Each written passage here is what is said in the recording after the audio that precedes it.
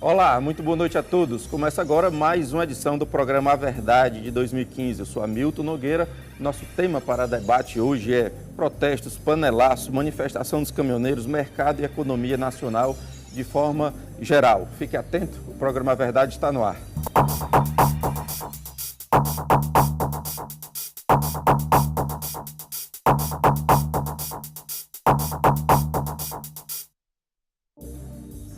Olá, estamos no ar. Lembrando sempre, você participa por meio do telefone 3486-1721 ou pelo Twitter Hamilton Nog. Participe ao vivo nesta terça-feira, lembrando que às sextas e aos domingos, sempre a partir das 23 horas, você vai estar conferindo as nossas reprises. Além de você que participa de casa, aqui conosco no estúdio estão Fernandes Filho. Fernandes Filho é coordenador da União de Defesa da Cidadania e Combate à Corrupção. Conosco também Ivair Marcos Pinelli. O Ivair é caminhoneiro e é um dos coordenadores do movimento grevista que está acontecendo no Brasil. Ele atua principalmente na cidade dele, lá que fica lá na Bahia. Conosco, voltando aqui ao programa, Walter Filho, você já o conhece, ele é promotor de justiça e escritor, mais uma vez conosco. E André Montenegro, também fazendo a sua estreia, que é presidente do Sinduscom. Senhores, muito prazer recebê-los. Imensamente feliz com a presença de todos aqui para a gente conversar sobre Brasil, essa pauta que não acaba nunca. Eu queria começar aqui com o Ivair, falando, Ivair, o cenário, essa greve dos caminhoneiros, onde é que está concentrado, se é que está concentrado, onde é que tem mais força? Me dê um cenário aí da greve dos caminhoneiros, por favor, hoje em dia, hoje, terça-feira. Alô, Brasil, boa noite. Boa noite. Estamos aguardando dia 15, junto com a população. Tá. Vai se unir e vamos para as estradas de novo. Tá, mas hoje, terça-feira, há focos de greve ou a greve estabelecida aonde? Em que estados do Brasil?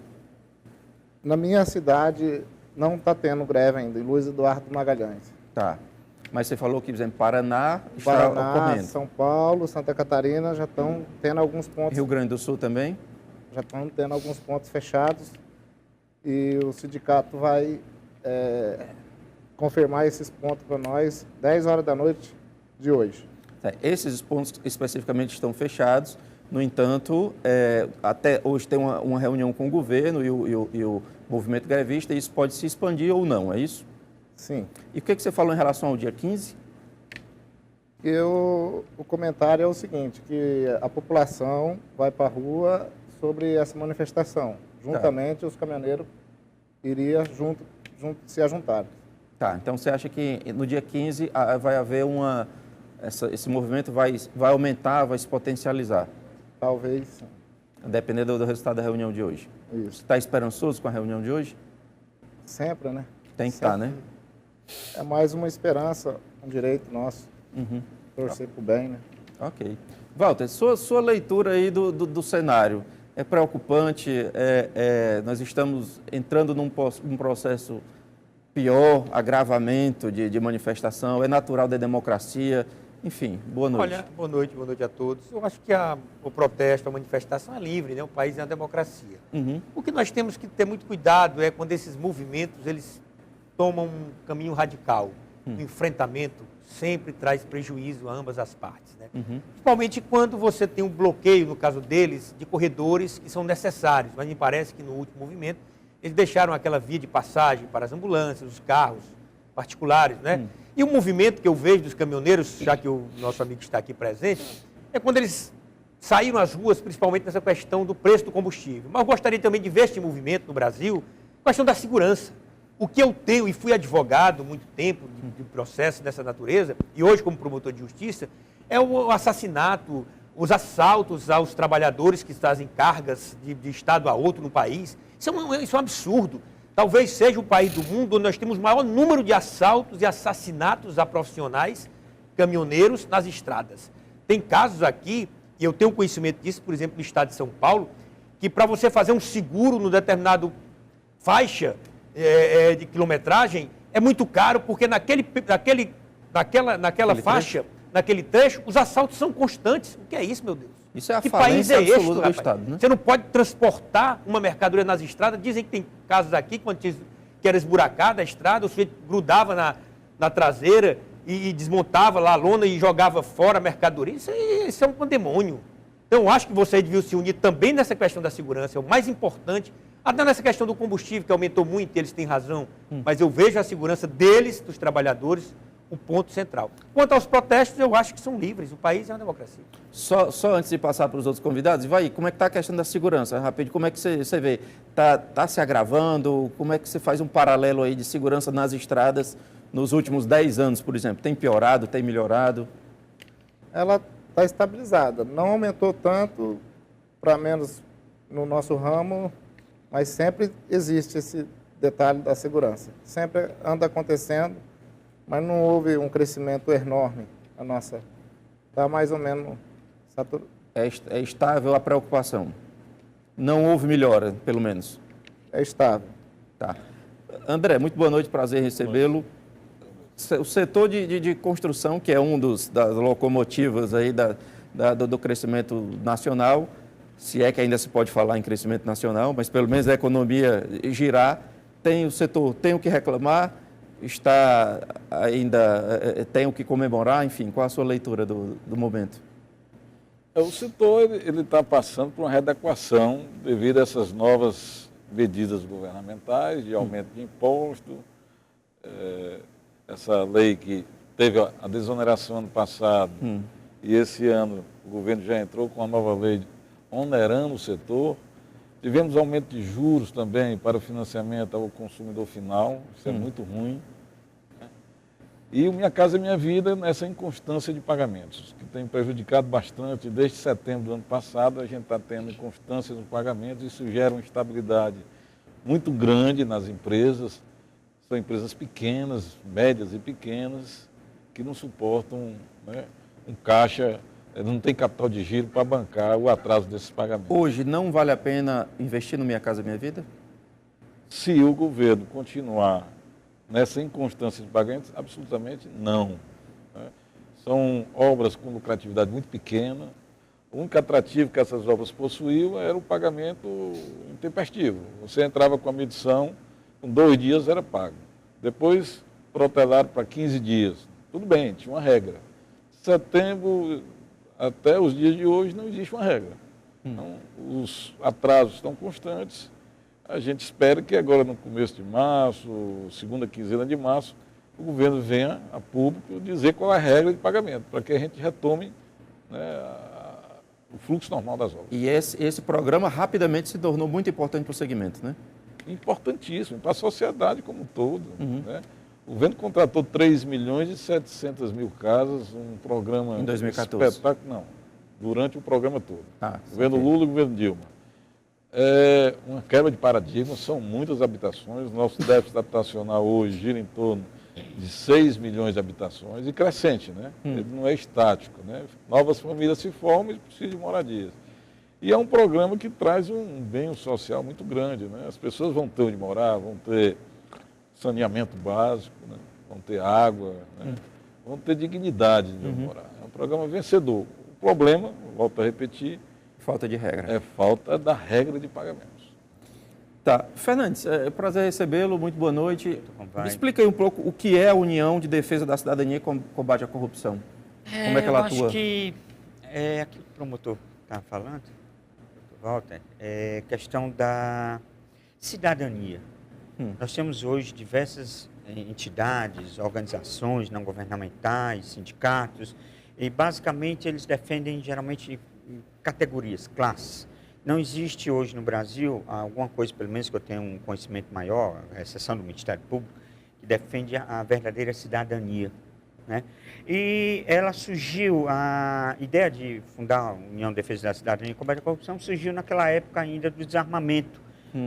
Foi criado naquela época para defender o voto não, naquela loucura que estava o desarmamento. Então eu entrei, me chamaram e eu criei a União de Defesa da Cidadania. Ela defendia o desarmamento? Não, contra o desarmamento. Contra o desarmamento. Ou seja, pelo cidadão poder portar uma arma. Isso é que é o cidadão de país correto, é esse. O cidadão tem o direito de possessar a arma. Você é a favor da utilização. Depois eu explico, inclusive, com números isso aí. Que não há o que contestar. Contra fatos. Então eu lutei contra o desarmamento, né? E logo em seguida eu entrei numa onda de combate à corrupção. Já há muito tempo, desde 2004, que eu venho nessa luta pelas redes sociais, falando da questão da corrupção. Aliás, são graves problemas no Brasil hoje que chegaram a um limite que eu chamo de ingovernabilidade do governo, né? Eu falava de problemas em você ter no poder, tanto faz o poder legislativo, o poder executivo, ou mesmo no judiciário, pessoas sem a mínima vocação e sem um mínimo de competência, coisa que a gente vê muito hoje no legislativo. Tá. Né? E o outro fator eram aquelas pessoas que tratavam a política, como ainda tratam hoje, como se fosse uma coisa pessoal sua.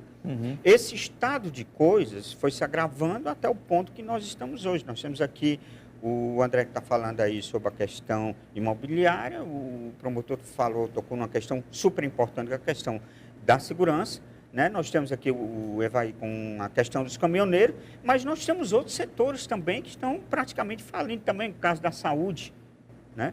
Pública, que se tivéssemos aqui um médico, uma pessoa que estivesse nessa área, também estaria falando da questão da saúde. Eu acho que o Brasil chegou num ponto de falência moral, falência ética, falência política e chegamos a um nível de ingovernabilidade. Então, acho que agora... Nós temos um problema econômico que está gerando um problema político, um problema político que está gerando um problema econômico, ou ambos se retroalimentando? Eu penso diferente. Eu penso que o problema político é a causa do nosso problema econômico. A incapacidade daí decorre todos os outros. Decorre todos os outros. Concorda? Eu concordo com ele, mas queria voltar à questão dele, falou do desarmamento. Pois não. Nosso país, a partir da proibição do cidadão ter uma arma, os homicídios no país só cresceram.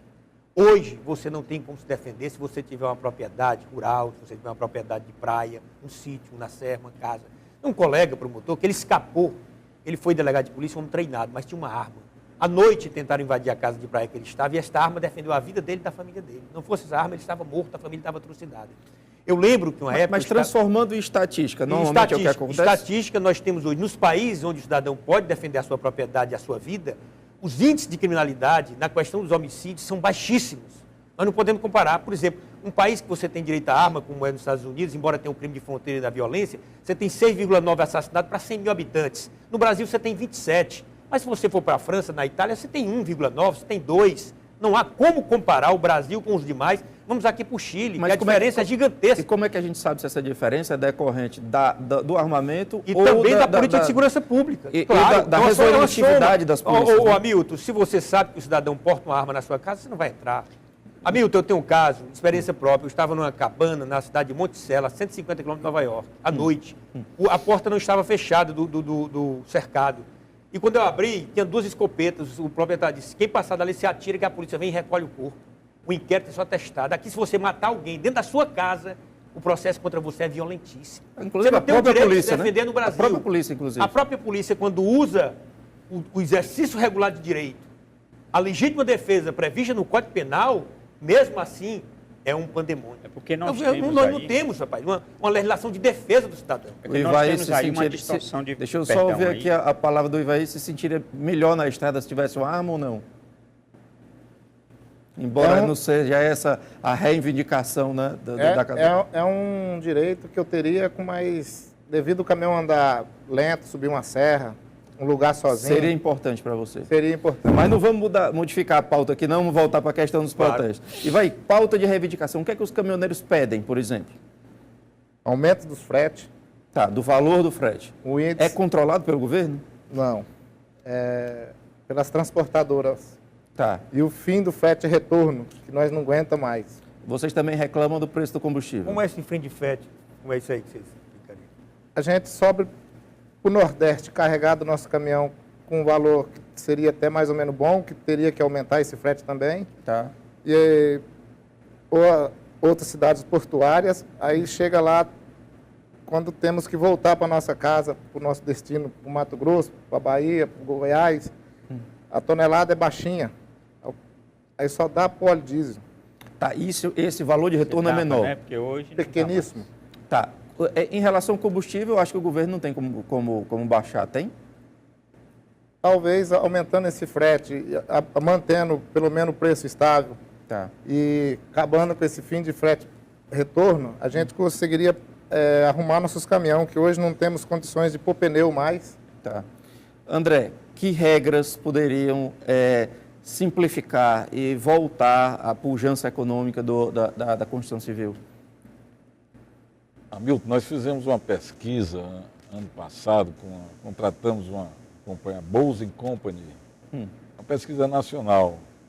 Para você ter ideia, em torno de 12% a 18% do que é gasto na compra de imóvel é com a burocracia. Com burocracia. Burocracia. A burocracia burra, aquela que demora, né? Isso nos mais diversos, né, órgãos e entidades, cartórios, prefeituras, governos, licenças. A maior parte completamente dispensável, né? Dispensabilíssima, né? Mas tem gente se segurando aí nessas regras aí justamente. Com muita força. Isso é que é complicado. O nosso país, ele precisa, na construção, é inadmissível hoje você tirar um empréstimo, você chega numa concessionária de carro, você tira um empréstimo do carro, meio-dia você sai com o carro na mão. 60, 70, 100 mil reais. E a casa, que é muito mais importante. E o carro, que é um bem imóvel, né? Que vai embora para todo lugar. Estou dizendo, não garantia de nada. Né? Feito em terra. E a habitação, que é o que mais necessita, né? Né? 60 dias tem uma garantia muito maior e tudo. Isso é inconcebível, né? Então você... país cartorial. País cartorial. Isso vem ainda do Império, viu? E não muda não. Muda não? Eu escuto desde quando eu nasci que eu escuto o Brasil é o país do futuro. Eu acredito nisso. O Brasil realmente será o país do futuro. Só que esse futuro nunca vai chegar. Agora, nós estamos... Aliás, nem chega, né?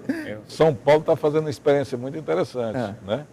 Com a obrigatoriedade de colocar todos os cartórios, tem que digitalizar.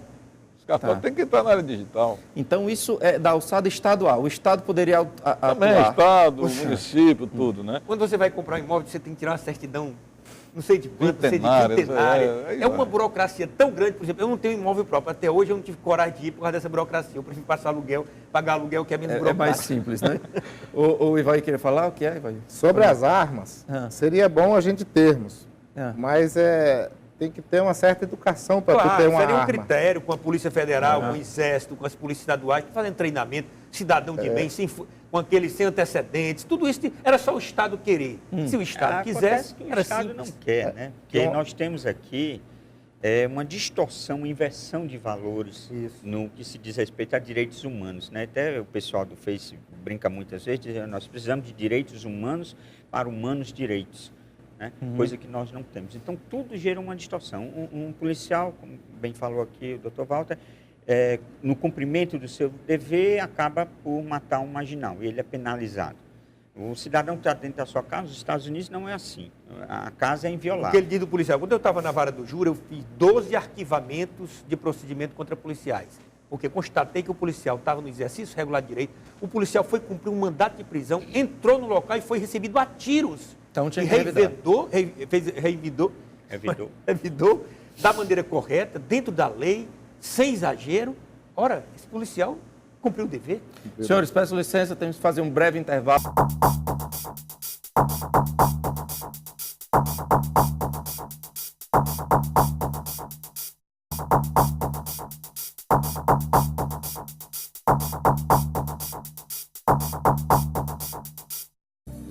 Olá, estamos no ar, segundo bloco do programa Verdade de hoje, falando sobre protestos, panelaços, manifestação, greve dos caminhoneiros, dia 15 de março, várias manifestações, mercado e economia do Brasil. Você participa, 3486-1721 ou Twitter, Hamilton Nog. Participe ao vivo nessa terça-feira, lembrando que sexta e domingo o programa é reprisado às 23 horas. Além de você que participa de casa, aqui conosco no estúdio estão Fernandes Filho, o Fernandes é coordenador da União de Defesa da Cidadania e Combate à Corrupção.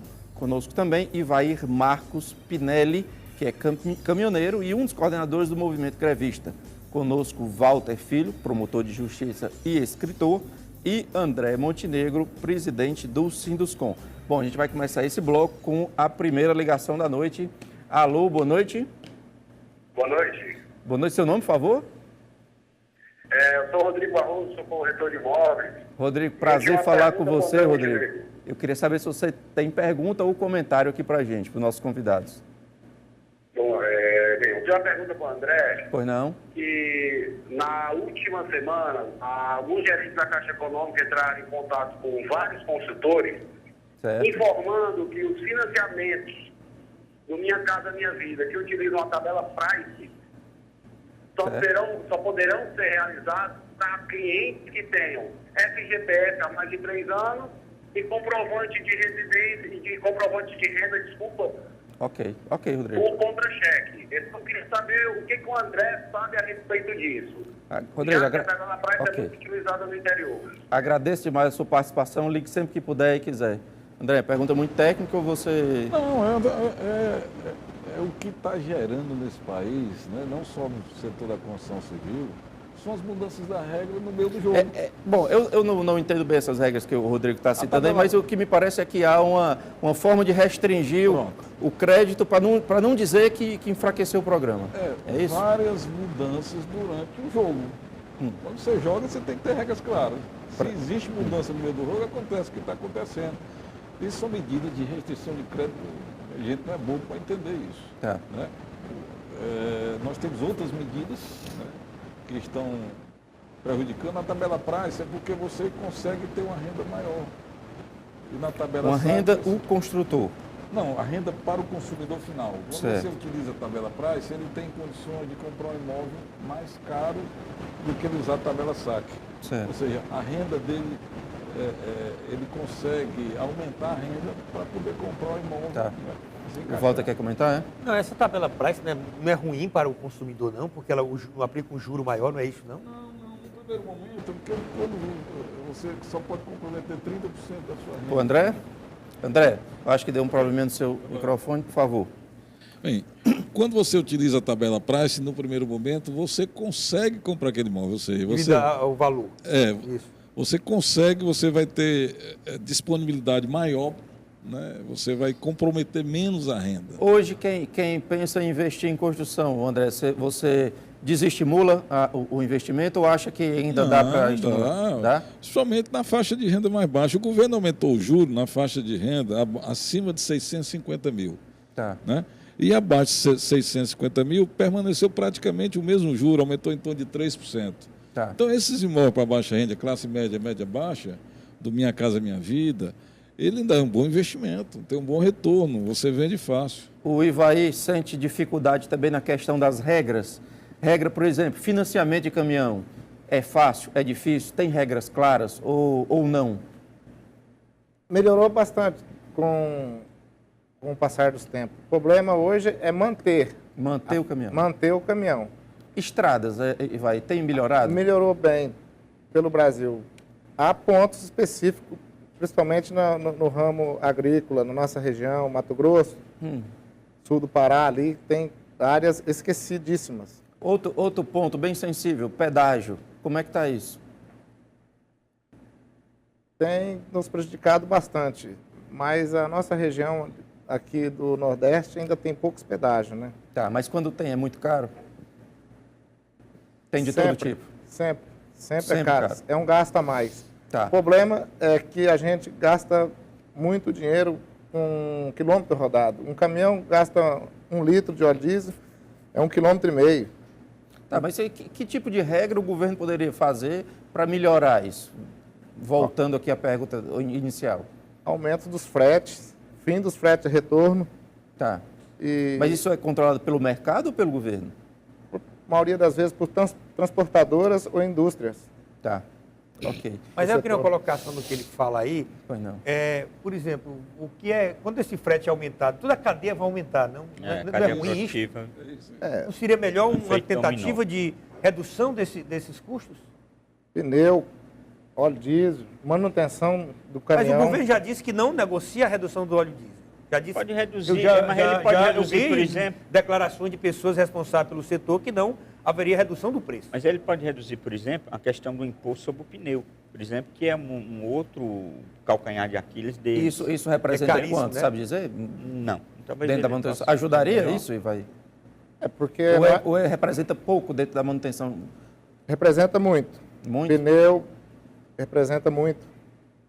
Tá. Olha, antigamente nós trabalhávamos com 30% de gasto de um caminhão, hoje está 60%. 60%? 63, 58 de gastos. Senhores, a gente tem aqui algumas participações. O André Luiz, sempre conosco, ele disse que o mercado imobiliário vai parar em 2015. Acho que a gente ouviu também isso em 2014. André, isso tem sentido? Absolutamente. Não? Não.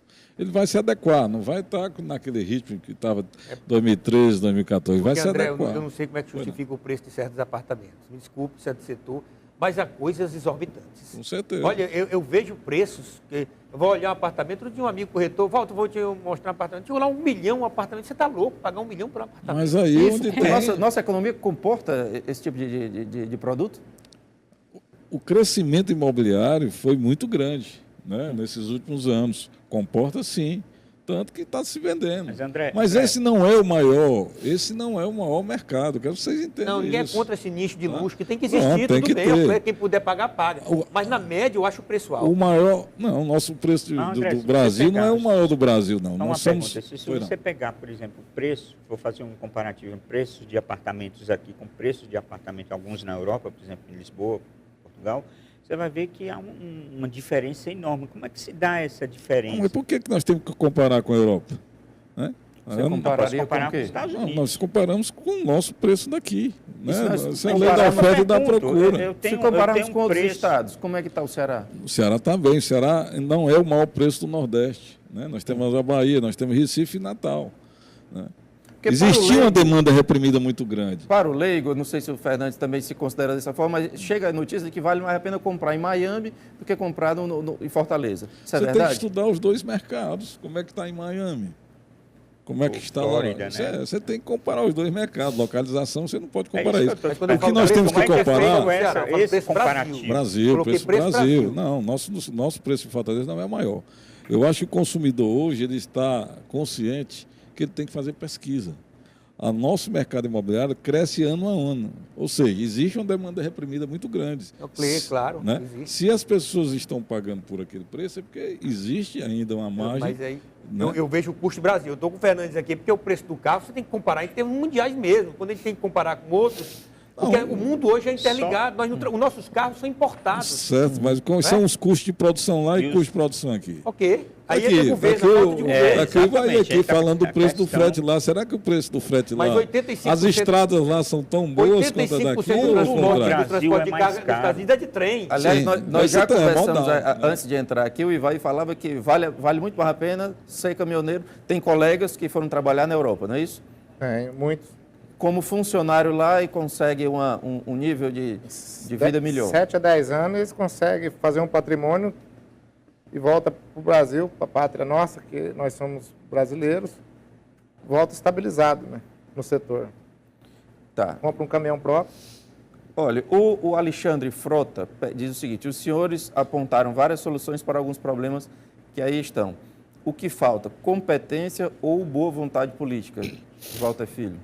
Olha, eu acho que faltam as duas coisas. Duas coisas. As duas coisas. Há quanto tempo isso se cobra? A cada governo que entra no Brasil, seja ele de que partido for, você sempre vê uma propaganda, uma nova onda, um novo tempo, um novo momento. Isso é nas prefeituras, isso é nos estados. E quando você vai, o Estado nada melhora na segurança pública, a saúde é um problema, as estradas melhoraram, como ele diz. Mas tem setores, por exemplo, que eu vejo caminhões, até eu acho que eu estou cego. O jornal, às vezes, mostra caminhões atolados, 3 dias o sujeito atolado aí pelo norte, nordeste. Não é assim que eu Sul do Pará, oeste baiano. E onde tem sistema de produção, né? Tem que escoar a produção. O nosso sistema de produção é muito ruim. Você tem que pegar um caminhão, trazer do Pará uma tora de madeira. Você não tem transporte de carga de trem no país. Isso é um grande erro desta nação. Assim, Juscelino Kubitschek é exaltado como um grande presidente quando matou o caminho do trem e criou a indústria automobilística para vender pneus e trazer carros importados para o país. Eu só não acho que tenha sido um erro. Eu acho que não houve erro. Houve uma vontade A proposital matriz, de porque o caminhão criminosa, pega no inclusive. tronco menor, o caminhão pega no porto, pegava no terminal ferroviário e levava para as pequenas e médias distâncias. Um caminhão sai daqui para o Rio Grande do Sul carregado, isso é um absurdo, gente. É a questão que no Brasil tudo Falta é logística. feito na base do lobby. Né? Quando uma empresa, um determinado setor quer alguma coisa, ele vai até os deputados, que são os nossos legisladores, e cria um lobby entre eles. E eles acabam favorecendo uma coisa, mesmo prejudicando o Brasil em N tempo. Não há aquela visão do futuro como bem disse aqui o doutor Walter. Falta um estadista. Aliás, faltam vários. Estadista sempre faltou no Brasil, né? Em 1875, salvo engano, 92% da linha ferroviária dos Estados Unidos era uma só bitola. Eu lembro, quando era garoto, que a bitola do Nordeste não entrava no Sul. Aqui os trens do Nordeste não podiam entrar no Sul, que era mais larga. Justamente para dificultar, colocar barreira contra os nordestinos. Isso é que é a grande verdade. Isso era instrumento de guerra que os países usavam quando estavam em guerra, para largar a bitola de entrada para outro trem não entrar e invadir. Hoje toda a Europa é uma bitola só. Aqui não, se você for olhar, ainda é diferente a que tem no Sul e a que tem aqui no Nordeste. Então é um país que sempre caminhou para trás. Então como é que nós vamos avançar? Sempre ficar nesses debates, nessas coisas, e não se encontra uma solução plausível, capaz de dar ao cidadão uma tranquilidade de vida, ao caminhoneiro, ao que trabalha no setor de imóveis, o que luta pela cidadania, eu que trabalho... Uma regra clara, né, que o empresário possa ser... O cidadão, o empresário, o consumidor possa se planejar e saber que é aquela regra nos próximos 10 anos, por exemplo. O Kleber Carneiro pergunta se o André sabe quando é que vai ser Saldão da Caixa. Não, desculpa, eu acho que ele deve estar falando do Feirão da Caixa. Feirão da né? Caixa. Feirão da Caixa sempre ocorre no mês de maio e junho, né? Se não mudarem, né? Aqui em Fortaleza sempre ocorre em maio, tá. Um dos primeiros. Eu queria saber do Fernandes, o que ele achou do pronunciamento da Presidente da República? Rapaz... Foi animador? Não, é desanimador, né? Se eu fosse usar uma expressão, é um lixo, como tem sido o governo, certo? É um governo que procura sempre combater, como a política toda, procura combater os efeitos ao invés de combater a causa. Né? Aliás, parece que é uma regra básica dos nossos políticos aqui, que são despreparados, que não são vocacionados, certo? E o que nós estamos vendo aí é um governo que não tem mais a confiança nem nacional, nem credibilidade internacional, e nem a credibilidade do povo mais para manter esse estado de coisas. Por exemplo, o caso dos caminhoneiros, eles podem reivindicar o que quiserem. Esse governo, se ele puder ceder em algumas coisas, quem é que garante que amanhã ele não vai criar outras normas que compliquem mais a vida deles? Ninguém pode garantir. Ele agora está tentando sobreviver, se manter. Agora, se um governo cria esse estado de coisas no Brasil. Olha, nós não estamos falando de dias, nós estamos falando de anos, certo? Quem é que garante que esse governo aí vai conseguir colocar o país nos trilhos, já que foi ele que tirou? Aproveitando aqui, está se falando de trem, certo? Ele tirou o país do trilho e vai colocar de volta? Não, com certeza nada esse indica, governo não menos, vai. Né? Não tem uma preocupação, é porque o caminhoneiro ele tem que olhar muito para esse setor, muito carinho, porque é o nosso setor de abastecimento. De tudo, alimento, combustível, medicamento, né? Que algumas coisas vêm em navio, aviões, mas o caminhão é que faz a distribuição, né? Praticamente de tudo. Descarrega uma riqueza, né? Então tem que ter um olhar melhor, tem que olhar isso para com mais carinho, tem que conversar, dialogar e melhorar a vida deles, sem dúvida, é uma reclamação legítima. E o que você achou do pronunciamento do presidente? Eu não assisti. Não? Eu não entro nessa questão política, sabe? Eu me distancio disso, eu não assisti o pronunciamento. Faz tempo que eu não vejo a manifestação dos nossos políticos. Porque desde muito tempo lá atrás eu sempre vi o mais do mesmo.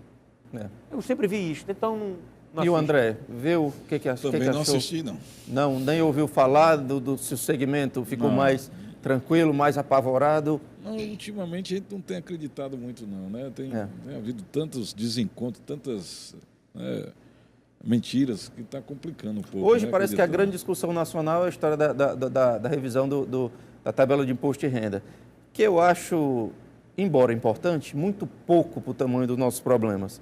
E por que a gente não consegue ter um debate sério a respeito de um problema? O que a Pátria Educadora, enfim, fez de consistente pela educação? É verdade, o grande problema nosso, eu sempre acreditei a educação. Tudo que a gente fala aqui, a base é a educação. Que matou a escola pública no país, por exemplo. O que eu sei é isto. Hoje a escola é privada no país. Escola pública, salvo algumas universidades, nós temos alguns programas do governo que existe de acesso para a escola, mas a escola pública, ensino médio, ensino fundamental, praticamente não existe mais. Concorda, Fernandes? Eu sou casado com uma educadora, né? Uma pedagoga. Eu sou casado com uma pedagoga. Certo. E eu sempre escuto, às vezes nós tem reuniões com outras professoras e sempre escuto dizer que não tem jeito, né? Nossa educação chegou a um nível muito baixo. As crianças, se você for para uma escola pública ou mesmo uma escola privada hoje, não tem mais aquele nível de qualidade. Esse dia eu estava conversando com um deputado, amigo meu, Moroni, e o Moroni se gabava de ter feito escola pública. Eu disse, na tua época, a escola pública era uma escola de verdade, era uma escola de vergonha, por tudo que se fala, né? Mas hoje nós não temos mais, nós temos alunos batendo em professores, nós temos aquela distorção de valores enorme. Eu tinha meus que vai professores passando como para a mestre, nossa juventude. respeitava, como um segundo pai. Nunca levantei a voz para um professor na escola. Estudei na escola pública e achava maravilhosa aquela escola. Eu tinha prazer em ir para a escola. Chegava a hora, eu vestia a farda. E parece que acabaram farda, não foi na escola pública, não sei como é que não tenho Distorção informação. de valores. Eu gostava de vestir minha farda e ir para a escola, adorava. Esse governo entende por educação apenas a construção de espaços físicos. Esquecem a alma, o ensinamento, o respeito e a educação moral que tem que ter. Não se tem mais moralidade com nada dentro da escola. Como é que eu vou pegar uma criança e torná-la ela um cidadão útil a uma sociedade que tem que aprender a conviver com diferenças e ser responsável quando eu não posso dar a ela essa educação básica? O Ivaí, que passa, que viaja por todo o Brasil, tem essa mesma percepção em todo o país? Eu viajo mais na minha região lá, eu vejo que sempre há sofrimento, né? Tudo que o Brasil sofre atinge nós também, né? E eu vou falar uma coisa aqui, complementando o meu amigo aqui, sobre a segurança. O que está acontecendo devido a esses altíssimos preços de pneus, meus amigos frotistas das nossas regiões e do Brasil todo, de vez em quando aparece um caminhão no meio do mato sem nenhum pneu. Acontecendo muito na nossa região lá, no Brasil todo, que é uma coisa do nosso Isso ramo. é muito comum? Tá virando mania, né? Desde 1 litro de óleo diesel hoje, você não pode abandonar mais nem seu caminhão em certos lugares. Amanhece com os tanques vazios, né? Isso tem que ser mostrado, porque acontece e está acontecendo muito. Pega os caminhoneiros, leva para os matos, são quadrilhas especializadas e arranca todos os pneus. Está acontecendo no nosso Brasil. Senhores, peço licença, temos que fazer mais um breve intervalo. 34861721, o Twitter, Hamilton Nog. Até já.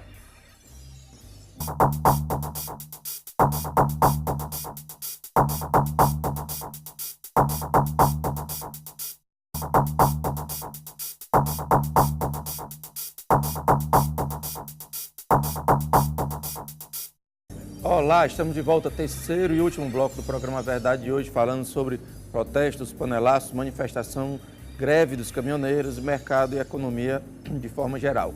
Você participa, 34861721 ou Twitter, Hamilton Nog. Participe ao vivo nessa terça-feira.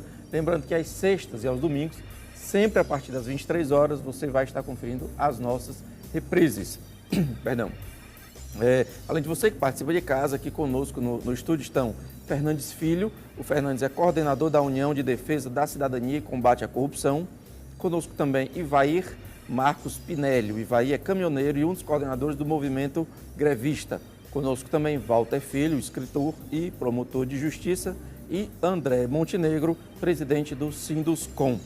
Fernandes, dia 15, aliás, falam-se muito em manifestações, dia 13 e dia 15. O que você imagina aí para esses dias? A questão do dia 13 foi uma questão colocada pelo grupo deles lá, do PT, né? Que já como apoio... E a data já é sugestiva, né? Dia 13. Mas eles já tentaram isso outras vezes. Eu me lembro que na época da Copa, eles disseram que iam botar o povo na rua para defender o governo e acabou não acontecendo muita coisa. Então, eu peço à população que tome cuidado. A manifestação patriótica do Brasil, será no dia 15, né? Você está falando da questão do panelaço, né? Eu acabei dizendo que o pronunciamento dela era um lixo, mas eu não vi o pronunciamento, até porque eu estava amassando as panelas lá em casa também. Mas, posteriormente, a gente vê o pronunciamento na internet e demonstra um governo que não tem o que dizer para a população. Então agora, no dia 15, nós vamos juntar aí a força dos caminhoneiros, Tá. a força de todo o povo desse país que está indignado com esse grande mal que é a corrupção. Não adianta o governo pagar pessoas para dizer que tem gente para defendê-la, porque eu acho que nesse país quem tem vergonha não vai defender um governo que não tem mais estrutura, não tem mais razão de ser, certo?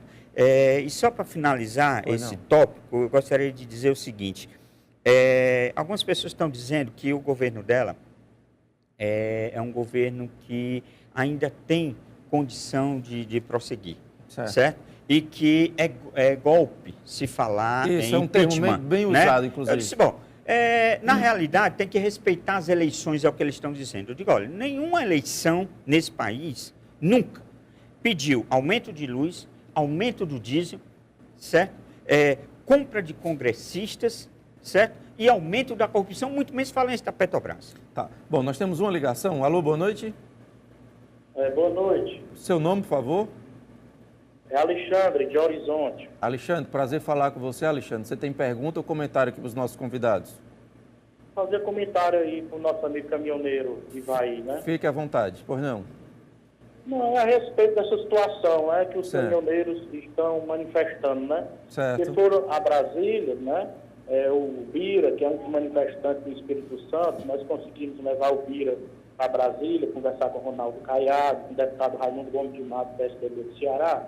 Certo. E uma do que eles mais reivindicavam era a questão do óleo diesel, né? Certo. E a questão da tabela de frete, né? Tabela Eles de querem a frete. criação de tabela de frete, porque o frete, por exemplo, teve um amigo nosso que saiu de Fortaleza ao Acre, um frete de R$9.000, sobrou R$1.000 no bolso dele no final de tudo.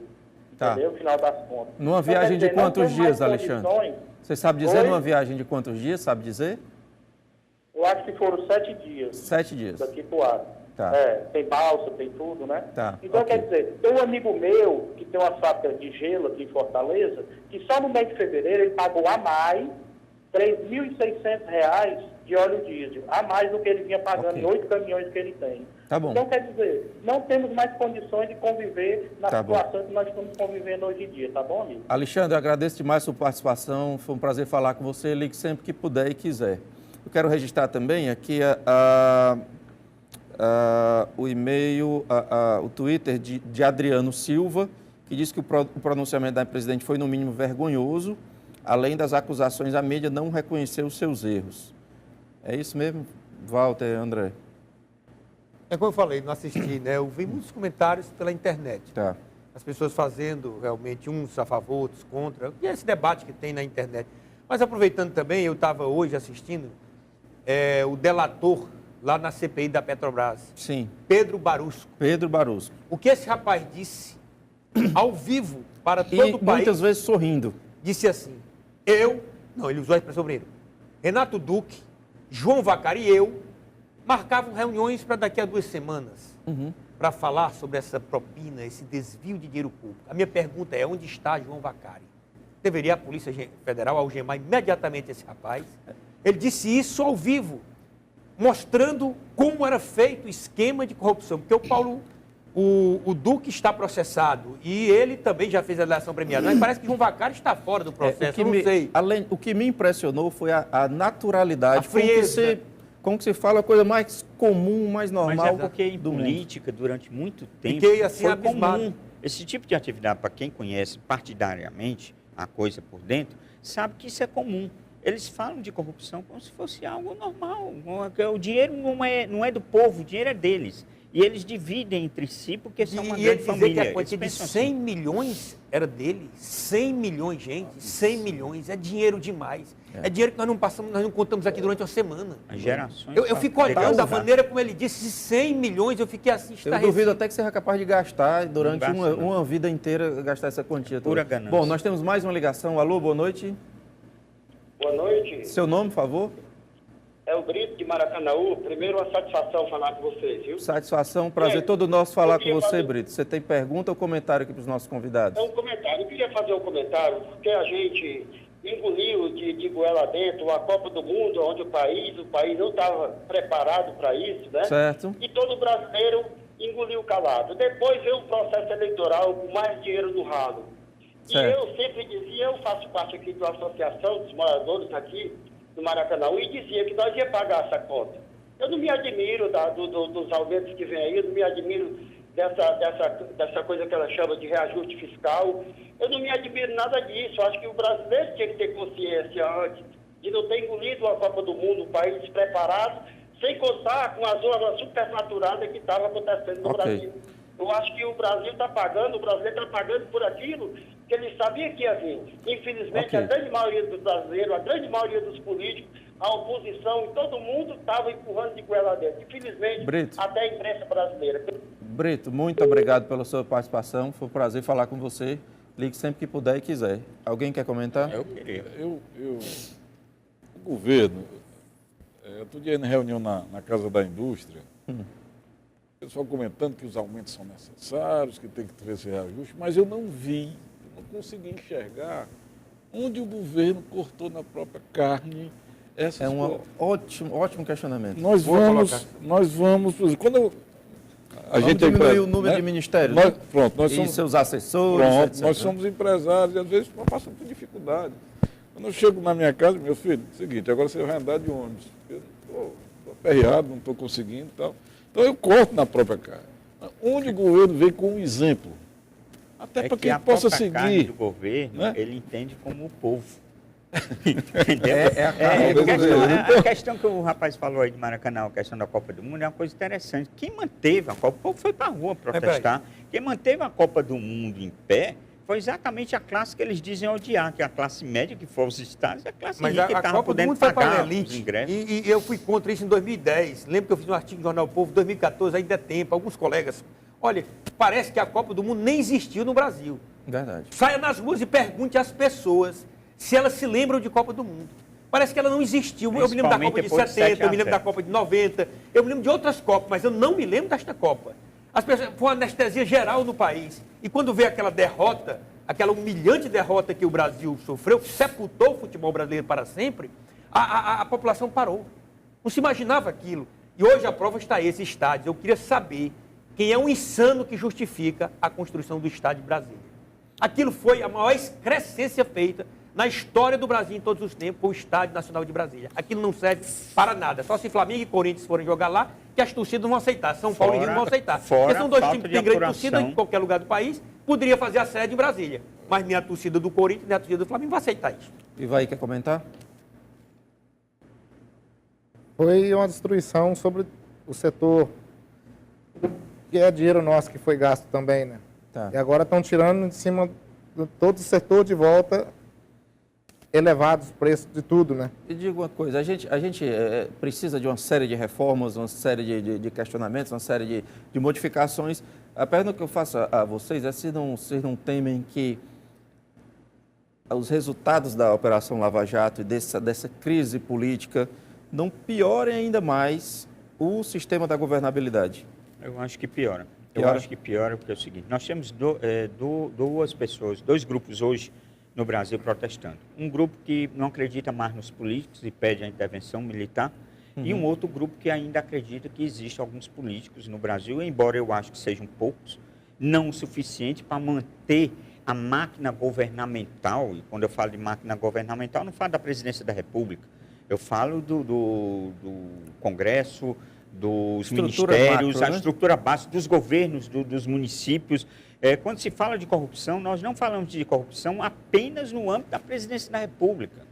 Então, diante desse contexto, diria o quê? A quem nós vamos confiar? Quais são os políticos que são hoje confiáveis a quem a gente possa entregar o país para que ele possa colocar o país nos trilhos de novo? Se é que o rombo não tenha sido tão grande, que ainda falta do BNDES, se o rombo for muito maior do que nós estamos vendo aí, nós não sabemos se o país pode retornar aos trilhos ou se tem político que queira pegar esse abacaxi. O Alexandre Frota pergunta que impacto causará, se é que causará algum, na classe política, a manifestação do próximo dia 15. Quem arrisca? Eu acho que o Brasil é difícil que... Nossos políticos, eu vejo, quando há um movimento, eles tentam sempre uma saída uma maneira de acalmar, uma maneira de dizer que vamos fazer isso, fazer aquilo. O Alice exemplo maior no que nós País tivemos foi a das PEC Maravilhas. 37 contra o Ministério Público.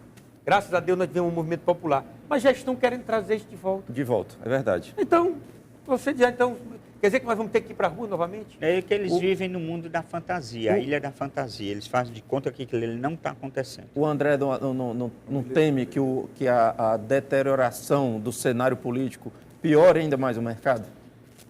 É sempre ruim, mas para mim o pior problema que nós vivemos hoje para o empresariado, o Brasil nunca precisou tanto do empreendedor como é uma crise de confiança. Em quem nós devemos acreditar? Como nós vamos investir se o governo muda a regra no meio do jogo? É muito complicado, nós precisamos de regras claras no nosso país. O país nunca precisou tanto da iniciativa privada. Um pacto pelo Brasil faria um bem danado, né? Você chamar lideranças e conversar e tentar. Agora, conversar parece que não é uma característica desse governo e aí complica mais. O diálogo sempre é bom. Você ia falar, Fernandes? Não é que não seja característica do governo conversar. Conversar, eu acho que esse governo gosta muito. Ele não gosta de produzir efeitos de qualquer debate, certo? Porque no Brasil, nós temos que parar agora de conversar. Nós temos que começar a tomar atitudes. E o André falou bem, a atitude primeira que tem que se provocar nesse país, o impacto, é um impacto ético. Nós temos que parar com essa história de corrupção no país, certo? E temos que parar em todos os setores da política do Brasil. O que o Ivaí imagina que essa reunião que termina às 10 horas, que ele espera, o que você imagina que vai ouvir? Que notícia que você acha que vem aí? Você acha que vai ter alguma notícia boa, que realmente vai mudar o segmento? Você está confiante ou não? A nossa classe espera se organizar para enfrentar uma situação que nós estamos enfrentando. Nós estamos enfrentando sem organização, sem apoio do nosso sindicalista. Estamos numa bomba relógio. O problema nosso é que, se não houver mudança, o setor vai parar automaticamente. Que domingo vai ser o ápice dessa manifestação, é isso? Nós recebemos um comunicado, nós estamos em contato com o pessoal de Brasília, que eles vão parar do dia 15 ao dia 18. É isso que eu ia perguntar. Então, mais do que um dia. Porque nós não sabemos, transtorno para a população. Dia realmente 15, a população vai manifestar todo o seu repúdio. Agora, o que vai acontecer depois do dia 15, nós não sabemos. Eu não acredito que o quanto governo é que é o preço de um litro de óleo hoje, que eu não sei, não tenho ideia. Nos estados do Nordeste variam, mas um lugar produtivo igual o Mato Grosso está 3,30. Que é altíssimo. Altíssimo. Um estado produtivo, para nós na Bahia, 2,85, 2,90, no Ceará 2,90. Essa diferença de estado justifica o quê? A dificuldade de levar o combustível, é isso? A dificuldade de levar o combustível e gasta-se muitos nesses estados produtivos, entendeu? Uma máquina por hora, um caminhão por hora. Um caminhão é muito gasto, entendeu? Um caminhão funcionando. E o pessoal agregado que trabalha com vocês, esse pessoal que trabalha colocando a carga, todo esse setor, é muito prejudicado com isso também? Desde uma cidade que gira em torno de caminhão, que quem conhece de caminhão sabe o que eu estou falando, afeta a cidade, todos os setores, o comércio, tudo anda paralisado. Passa a ser um efeito Porque dominó, tem aquela pessoa né? que ganha para descarregar, né? Aquelas pequenas, né? Nas pequenas cidades, tem isso, né? Desde um filho que estuda, que nós não temos condições de pagar um estudo mais para um filho. Uma faculdade afeta nós. A manutenção, deixar um caminhão bonito, em pé, Isso polido. é pior no interior ou nas grandes capitais? Ou são problemas distintos? Não que o frete do caminhão é tudo ruim. Existem fretes bons. Tá. Existe cabas que nasceu mais na sombra do que a gente, né? Tá. No nosso ramo de grão, quem transporta grão hoje no Brasil, que faz os portos funcionarem, encher os navios, está sofrendo. Não está conseguindo manter o caminhão em pé. Tá bom. Bom, Musa, como é que eu estou de tempo aí? 1 minuto? Senhores, tem 1 minuto apenas para as considerações finais, que eu queria garantir sempre um tempo livre para cada um. Então, 20 segundos no máximo para cada um, começando ali pelo Fernandes, pode ser? Pode. À vontade, Fernandes. Bom, eu queria aproveitar e convocar a população do Brasil inteiro para 2 coisas. Primeiro, unam-se em torno dos caminhoneiros, ajude-os, levem mantimentos para diminuir esse custo deles. E no dia 15, todos nós vamos às ruas mostrar nossa indignação contra todo esse estado de coisas e de corrupção que está aí posto para ser engolido goela abaixo. Não vamos mais tolerar isso. 20 segundos livre para você, por favor. Sim, a união dos setores dos estados a aderirem a essa greve, a essa paralisação, para não virar o esquecimento. Isso aqui, nós não queremos deixar essa greve virar esquecimento. Walter, por favor. Eu só agradecer o espaço e dizer que o brasileiro tem que lutar pela cidadania. Cidadania em movimento, permanente. A democracia é isto. Não fique parado. O Brasil não está bom para ninguém. André?